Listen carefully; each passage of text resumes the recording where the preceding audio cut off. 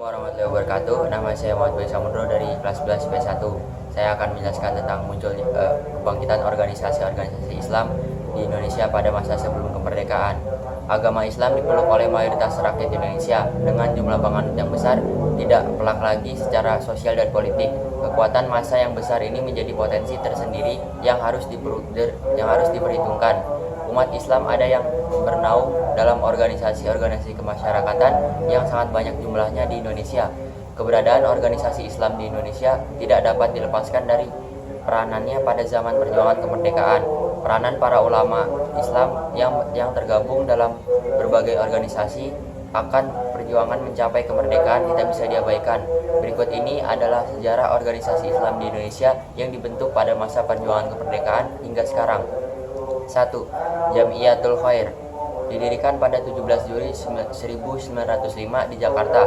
Organisasi ini awalnya beraktivitas di bidang pendidikan dasar dan mengirim para pelajar ke Turki dan merupakan satu-satunya organisasi pendidikan modern di Indonesia. 2. Syarikat Islam. Sejarah organisasi Islam di Indonesia juga tidak dapat dilepaskan dari syarikat Islam. Kiai Haji Saman Hudi mendirikan organisasi yang awalnya bernama Syarikat Dagang Islam ini pada tahun 1905 di Solo. Namanya berubah menjadi Syarikat Islam pada 1912 dengan prakarsa HOS Cokro Aminoto, Haji Agus Salim, HM Sangaji, dan Kiai Haji Saman Hudi. 3. Majelis Islam A'la Indonesia.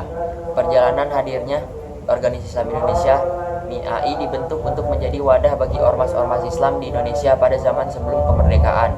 Didirikan pada Selasa 15 Rajab 1356 atau 21 September 1937 dengan prakarsa Kiai Haji Hashim Asy'ari.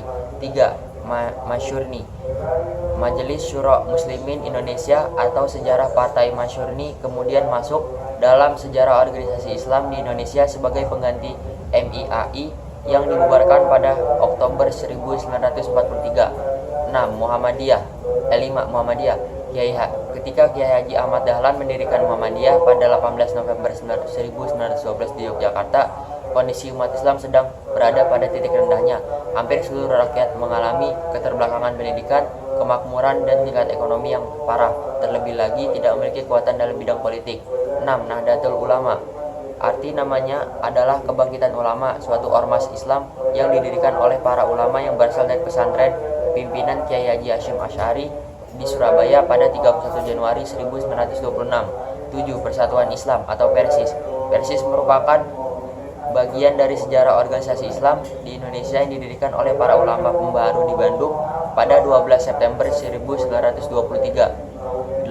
Al-Isyrat Al-Islamiyah. Ormas dalam sejarah organisasi Islam di Indonesia ini didirikan pada tahun 1913 oleh para keturunan Arab yang dipimpin oleh Syekh Ahmad Syurkati, seorang ulama yang berasal dari Sudan. 9. Persatuan Umat Islam atau PUI.